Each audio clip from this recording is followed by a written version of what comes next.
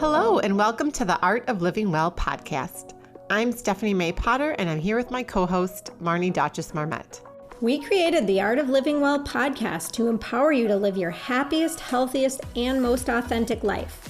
Each week, we will bring you inspiring and motivating conversations covering health and wellness topics, including fitness, mindset, food, travel, product reviews, and strategies from a variety of experts, including our own bank of knowledge. We are excited to educate, motivate, and inspire you to change the way you perceive health and discover your art of living well. Get ready to feel inspired.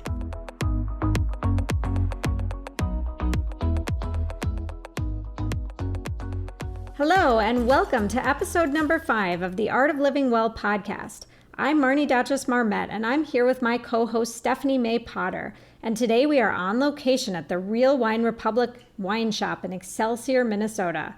We're here today with wine buyer and co-owner RJ Judalena. The Real Wine Republic is the only sustainable, organic, and biodynamic wine shop in the state of Minnesota.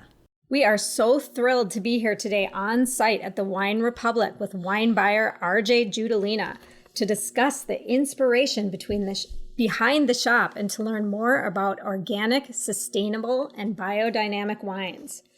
RJ, can you share a little bit about your background and specifically how you and your wife Patti ended up in the wine industry and specifically focusing on organic and sustainable wines? Okay. So a few years ago, many years ago, I was an English teacher and I lived in Spain for about a year and a half. That's where I first kind of learned about wine. And I knew nothing about wine. It was just like, this is red, this is white. That was about what I knew. And then when I was in the military, I was stationed in Germany for 4 years. And then so that furthered it a little bit, really got to understand beer in a much different context than just, Budweiser versus like even Samuel Adams or anything between, which I love, don't get me wrong. And even just beyond Guinness. I mean, we're talking smoked beer that tastes like liquid bacon, different things. And it was true. Where I was stationed in Bamberg, the town beer made by monks, it was a smoked beer and it tasted like liquid bacon. And so it was just, you got used to it, and it was delicious in its own way, but it's not for the typical American palate, let's just say, right? So I got out of the military, I moved to the United States, and I met Patti in Las Vegas in a bar. Okay, so awesome. But the wine. So Patti was already into wine, and I kind of knew wine. I just knew red wine. I kind of knew what like the Germans drank and the Spanish drank. And then so just because you're Spanish or European or French, you kind of know the wine from your country. It doesn't mean like you're a sommelier, right? It doesn't mean you're a master of all wines. It means like you kind of know what's like if you're from the United States, you kind of know California wine. It doesn't mean like you know all the regions, the sub-regions, all the blends, all the styles. It just means like I'm familiar with a couple of, like maybe one or two vineyards, right? Or one in Tuscany or one wherever. Where I was saying, for me, it's much easier to remember regions, because within a region there can be like 100, or however it's split up, 1,000 different individual wineries that all taste kind of similar. Right. You see what I'm saying? Where I can hit that and it's also, well, I can pick the organic ones too. So good luck with you. So how did you guys end up in the wine industry? Right. Thank you for steering me back into Thank you, Marnie. Okay, so I go off on and we haven't been drinking yet either. So, right. So I might have gotten my head squeezed earlier this morning. So it was, so Patti was already into wine. So she was like gonna open up a wine shop up north in Grand Marais. So she had the business idea, everything, and she had trained with this group called the International Sommelier Guild, based out of Canada. Excellent group. And, you learn the regions, the varietals, the styles of winemaking, what the different styles are, all of it, And then so I was like, well, when we met, it's like, I can't have her, knowing much more than me. So I did my own study. So right. I went with a group that was much more to my style. And then but you're still learning the same thing. It's like just going to different colleges for the same thing. So you guys went out, learned everything you could about the wines, so and time then out. Okay. I learned to a certain level. So like if you know Wine Folly, I'm the same level. If you know Raj Par, same level. I'm not a master sommelier. That's 2 levels away from me, but I'm pretty good, right? So everyone is always learning. There's no one, whatever you do. There's no one master. There's no whatever you are, physician, scientist, wine person, whatever. It's levels, and you're always learning. So Patti and I know even to a very good extent, and then so when you start doing whoever you're studying with, you still kind of go to your favorites. Like, oh, I love Burgundy, or I love I love Argentina, I love South Africa, I love New Zealand. And then you focus on that because, rightly so, you focus on what you love, right? We focus on more the cleanest available wine. And then so like the difference between sustainable, organic, biodynamic, let me throw this at you. So, and how did you even get into that? So check that out. So when I was fighting in Vegas, it was 2003, 2004, and then so many of the fighters were changed to like an all really clean diet. I mean, no one was talking about Trader Joe's yet, but it was just coming on the scene. Like all the fighters were like, I'm eating clean, because it's better for my recovery and it's better for my performance. And I found that for myself as well when I started eating more clean. I just got out of the military. We were eating trash all the time in the military. It's terrible, but like it's meant to like sustain you. It's not meant to be healthy for you. It's just meant to like, all right, keep you alive for the mission. Right. So it was vastly different. And then but what I noticed is they didn't do that with wine. And then so when Patti and I, like I said, people focus, like whether they focus on Burgundy, we focus on organic things. But let me tell you, you've seen that USDA organic sign? It means nothing to the French. It means nothing to the South Africans. Every country has their own stipulations, their own rules on what they say is organic. So sustainable, biodynamic, organic. So within those three things, like if you look at sustainable out of South Africa, it's another level above wine. Like they'll have a wine just like you crush the grapes, threw some yeast on it, it fermented. It's wine, but so is Mad Dog 2020. I'm not comparing that to Mad Dog, right? Oh, I remember Mad Dog. Right? So, but that's technically, so I throw down like that. So it's like, but that's the thing to where there's a difference, but that is wine. That's like if you're talking it's alcohol, it's from grapes, it's wine. Right. So how can you argue that it's not? You can't. So it's like, but they're levels. Remember? Right. So, and that's what you want to know. Like, you starting to see like the levels a little bit? So, so what is it? You have it. What else? What else is it? Well, so that's kind of how we did. So can you break down organic wine, sustainable wine, biodynamic wine for us? Exactly. Sustainable wine is like the most common thing, and it means nothing, and it can mean a couple of things. Like there was this one producer that we had to drop and will remain nameless, but because they said they were sustainable, and then when we found out that they're sustainable was they were a distiller and they fed their thing for sustainable was they fed their used like must to cows. That was their sustainable. And then they didn't talk about any chemicals that they were using or anything like that. And so I'll give you an example. Just like talking about not even poisoning yourself, but like somewhere else. So like say if you owned a winery in Minnesota and it was on Lake Minnetonka, but I'm not organic and I spray all the time. Where does the residue of that go? It goes right into the lake. Exactly. Right into the fish, right into the people, right into the stuff. It's gross. So it's the same thing. So everyone has their own, I can't remember exactly. France is 5 years. Here it's 3 years. Okay. New Zealand 3 years. Something. So you have to practice not putting. Basically, you're not putting anything man-made on anything that you're using. So from point not even like 0.1. So the seeds that you're using are non-GMO seeds. Yep. Right. You're not using any Roundup for the weeds. You're using all of the things that are natural. Everything came out of the ground or grew in a tree or something of that nature. Right. Yep. Nothing came out of a lab. Right. And any point of like no fertilizer, no pesticides, herbicides, any of that, right? And then the same thing with like no genetically modified yeast, which you don't know about, or like any of the genetic, like we're not using any plastics when I'm using like the filtering or refining, anything of this nature. It just depends. And what would you say, like rough percentage, right? I mean, out of all the vineyards and all the types of wine out there in the world, I mean, what percentage even meets the organic and sustainable? 2%. Wow. Yeah, right. That's what I'm saying. So, but think about this. Let's just say there are 1 million wines. What's 2% of 1 million? That's still a lot 10,000 wines. That's 20,000 wines that are like. Really? You can't find 20,000? You can't find 20,000 that make you happy? You're ridiculous. Right. That's so ridiculous. We still won't be able to drink all 20,000. So, hey, time out. Those fighting words. Just kidding. So in Italy, when they say they're organic, are they not necessarily organic? So like the practices are different there, right? Practices are different, but that's what I'm saying. So if you're looking at a biodynamic level, okay, and I'll explain what that means, but let's just say you're right. You want me to explain biodynamic first, and then we'll talk about the levels of biodynamic? Because it's the crazy. I think a lot of our listeners would love to know more. Okay, biodynamic is crazy. So just to let you know, I grew up in Illinois. Detasseling corn was my first job. I had so many friends that were in 4-H, Future Farmers of America, but they raised pigs and corn. A little bit different. But if they did grapes, God, I think the United States would do fantastic for 4-H. But anyway, so I know, like I said, I know agriculture. I've seen it. And if you look at rows of corn, that's why I love vineyards, but it reminds me of corn. Because I'm looking at this like, what's the difference? Yeah. Do you see what I'm saying? Yep. So, I mean, it's a rhetorical question, but you know what I'm saying. Yep. It's just like, just because these are grapes versus stalks of corn, it's like, They're prettier. in their own way. Yeah. Right? So, you just want the cleanest as you can. Yes. And think about this. Everyone said this is an anecdote, and I'm not saying this is 100% true, but yeah, you drink a lot in Europe, no headaches the next day. I mean, if you pound 4 bottles by yourself, yes, you probably are going to get a headache, right? But within reason, if you have 1 bottle, maybe 2 to yourself, you should be okay the next day. Right, which is amazing. This is not amazing, it's normal. Yeah. Because we don't poison you. So like there's like 70 allowable things that the like people say, like the government says, or whoever says that people conventionally made wine can spray on their stuff. Right? 70 things? 70 things. And then, in some places. Is that in the U.S. or it's is that in the across? U.S. And okay. then so that, but we do a lot because, like I said, but that's what drove you guys, not to drink in certain places anymore. And then, right. But here's the thing.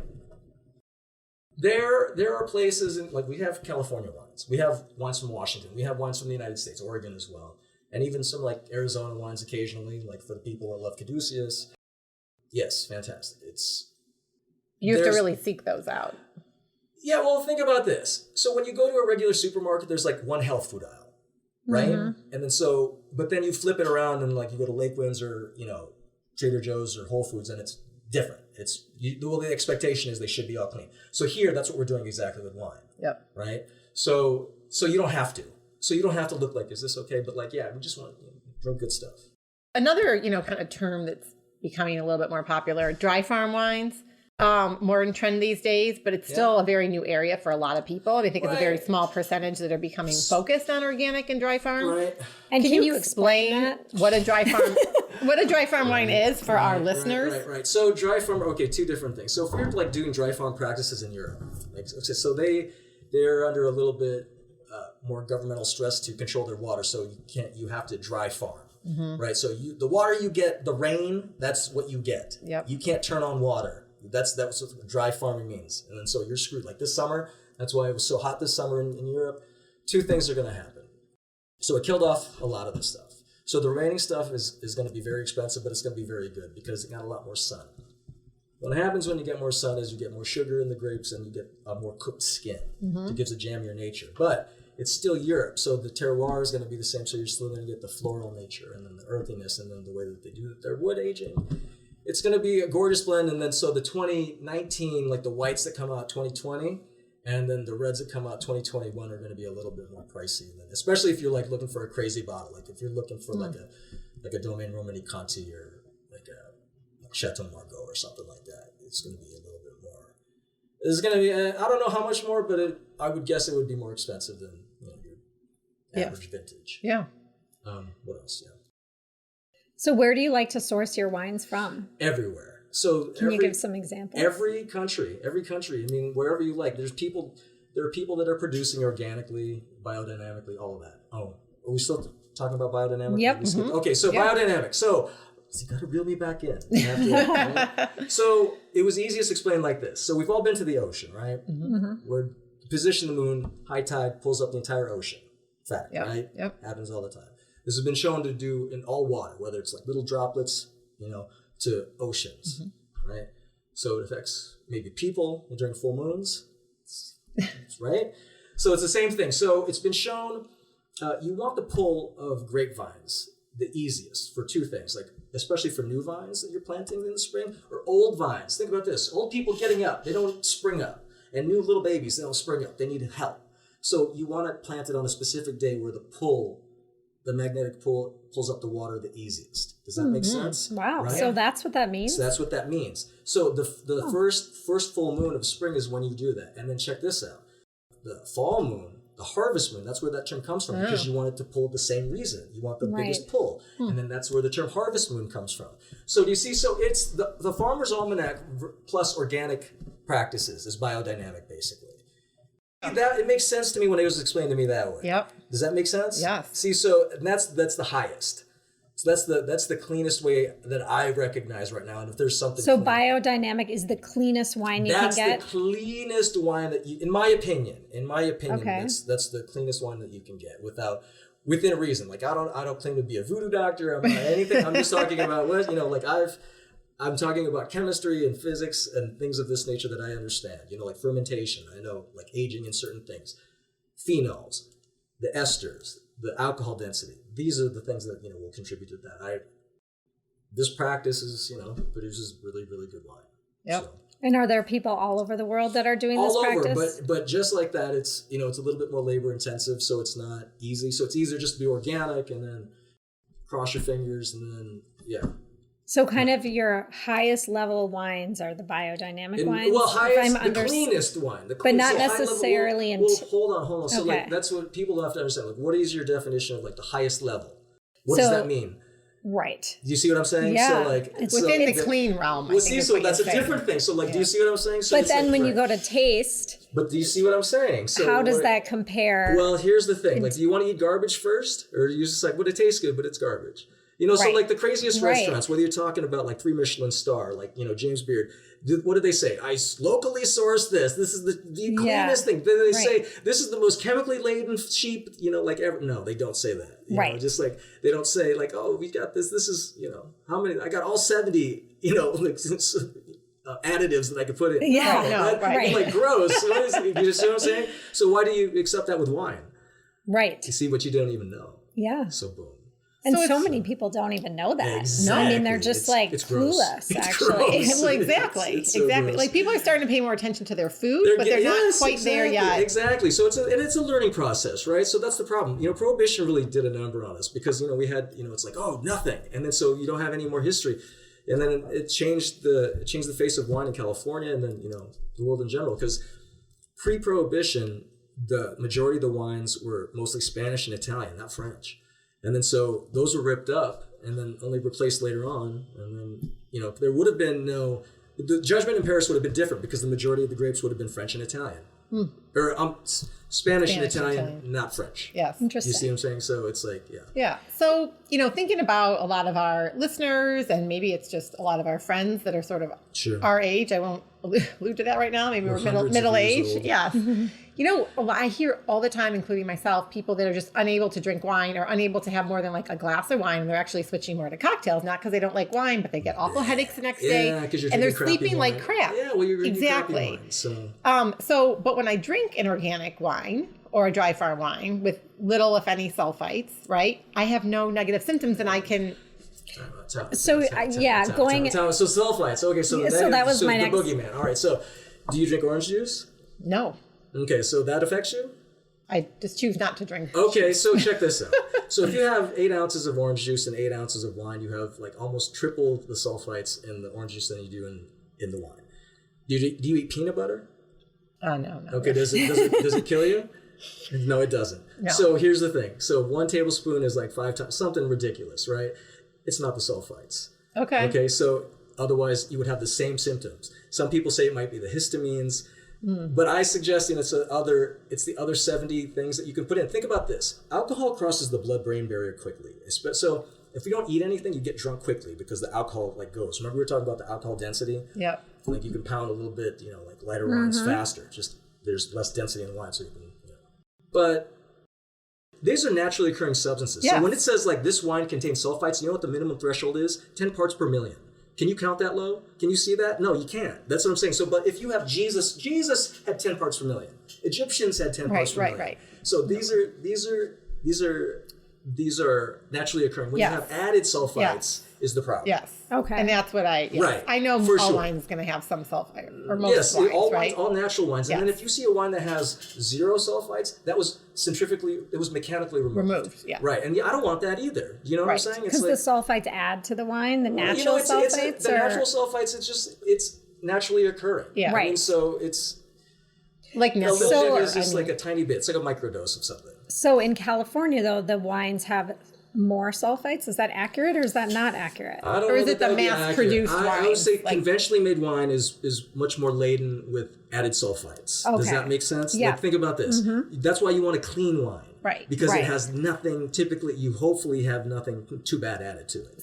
Right. So are you saying, just to clarify, that what's causing some of these negative symptoms in my is opinion, the 70 and other... mind you, I'm not a doctor, I don't claim it on TV. No, but I think about this. You're putting chemicals in your body, unregulated, and they're going right into your brain. Right. We just talked about this. Yeah. Alcohol carries all the beautiful things, the polyphenols, the resveratrol, all of that, esters, all of the good things, but it also carries I won't name any names of any, chemical companies or what they say, or what's called a carcinogen in California. I'm not saying I don't want to get sued, but it's whatever. We all know what you're talking about. Exactly. Yes, exactly. So, yes. And would you say it's the same for sugar then? Like added sugar? Are people adding sugar to wine? So that's called chaptalization, but that's a different thing. So that's a boogeyman too. So sometimes, the longer a grape stays on the vine, typically, and this is a generic thing. There's different types of grapes, so people don't get off my back technically, when you start, but in general, you leave a grape longer on the vine, it becomes less acidic and more laden with sugar. Mm-hmm. Remember we discussed this earlier. Yeah. Mm-hmm. So when people are doing late harvest wines, it should be technically super full of sugar. Makes sense? Yep. Right? So that's why you want it late harvest, because it goes to its fullest amount. So, but if you pick a grape early, the acid is high.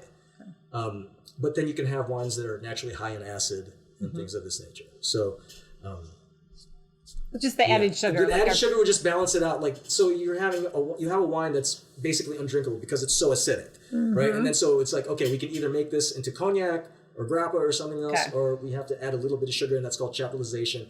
It was invented by Louis Chaptalizé, the French fella. Yeah. Chaptalizé. I can't remember his name exactly, but chaptalization. Okay. Named after him.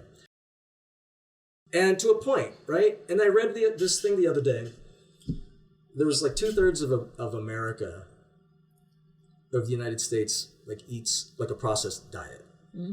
But these foods don't contain natural phenols and esters. They contain man-made things that taste 10 times more intense. Oh, totally. Right? Yep. And then that's why I think a lot of people have start off with wine with just such a sugary note, because they're kind of, you can't tell the sensitivity unless they're you're used eating to that. Exactly. It's processed food, processed wine. Well, think about this. If you're just even talking, because food is tough. But here's the thing. But if you turn your volume on your stereo up to the highest, and you keep listening to it at 10 all the time, and then you try to listen to it at 7 or 6, and you're like, I can't hear that. It's the taste. Right. So if you have bombardment with you can only taste really sweet things.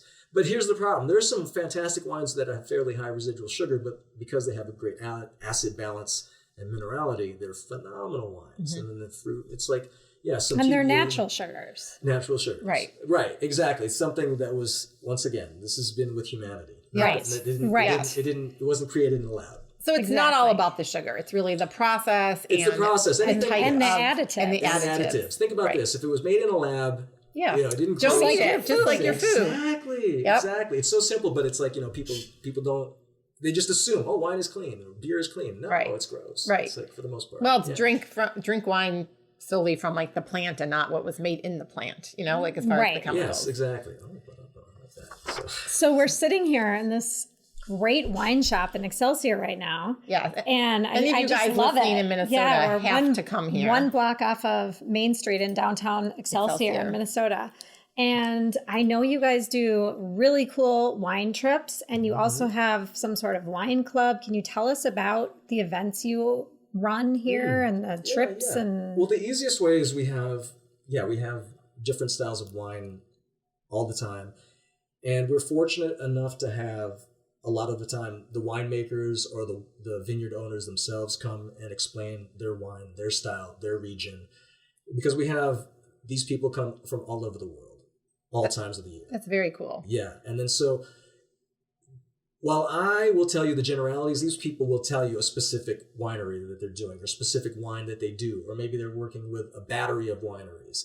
Maybe they're the taster, maybe they're the blender, maybe they're doing all of it. Maybe they're, they're just getting into wine, and maybe they've been 20th generation. It's interesting because meeting some of these people, it's like, oh man, I hate you. You're like, it's like a fairy tale life. It's like, right. I'm 20th generation winemaker from Provence. Yeah. And I'm just like, really? I'm sitting in Minnesota. Right? It's freezing. And what do they think of Minnesota? Yeah. No, and it's interesting. It's just like, wow. And they're the nicest people I've met. Yeah, tell us a little bit about the wine So trip. we do typically like two a year, like one away and then one within the States, you know. Okay. And then so we've done a bunch, obviously, to the West Coast, anywhere from just like long weekends that involve like yoga wine weekends to just sign me up for that. Right.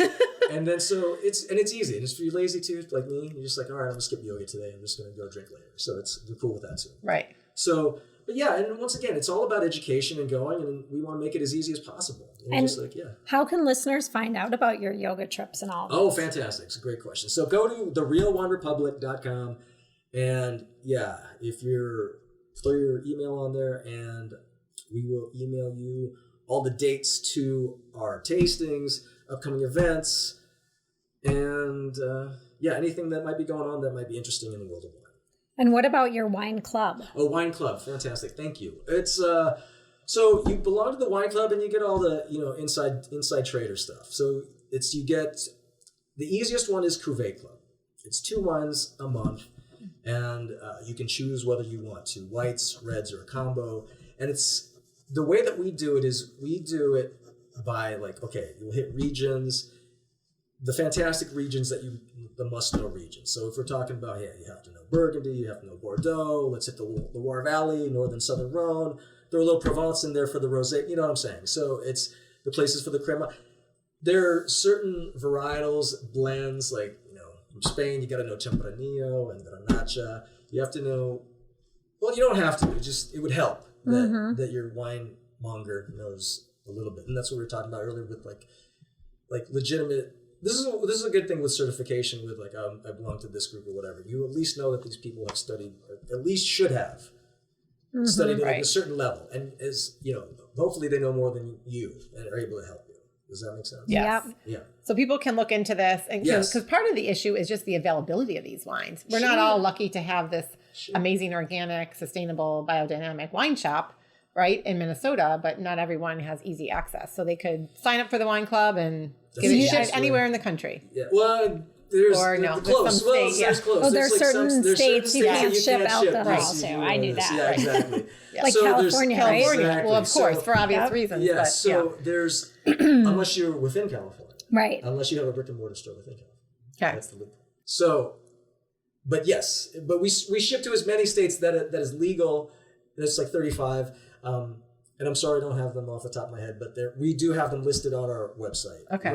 What is legal in Perfect. Yeah. Florida is. Awesome. Florida. And you kind of alluded to this with the food earlier, but holiday season's upon us, right? Nice. Typically we're going out and having more maybe drinks and cocktails and late nights. Do you have any suggestions about how to enjoy wine without getting a dreaded hangover, aside from obviously drinking more organic and sustainable wines? But you sort of talked about the brain and on an empty stomach and Right. Well, think about this too. So if you eat a lot of carbs or sugar, you'll get that sugar rush, but then there's the sugar crash as well. Mm-hmm. So if you're gonna have wine, I've been on a keto diet for almost 2 years now. Okay. And and I fall off the wagon all the time. Don't get me wrong. So, but it's so it goes keto, paleo. Right. So Right. fair enough. But the carbs that I do have, I'll have, if I'm gonna drink wine, I'll have 2 really nice glasses. Mm-hmm. And then it's typically red because it's less, can't say less, depending. It should have less residual sugar. So when you talk about the dryness of wine, you're going grams per liter. So 0.4 to 0.7 grams per liter is bone dry. And that's what everything is in here, unless it's the limoncello or Malvasia, which is dessert wine. So it has, I think that's 0.9, maybe 1. But nothing is really, really sweet like Blue Nun.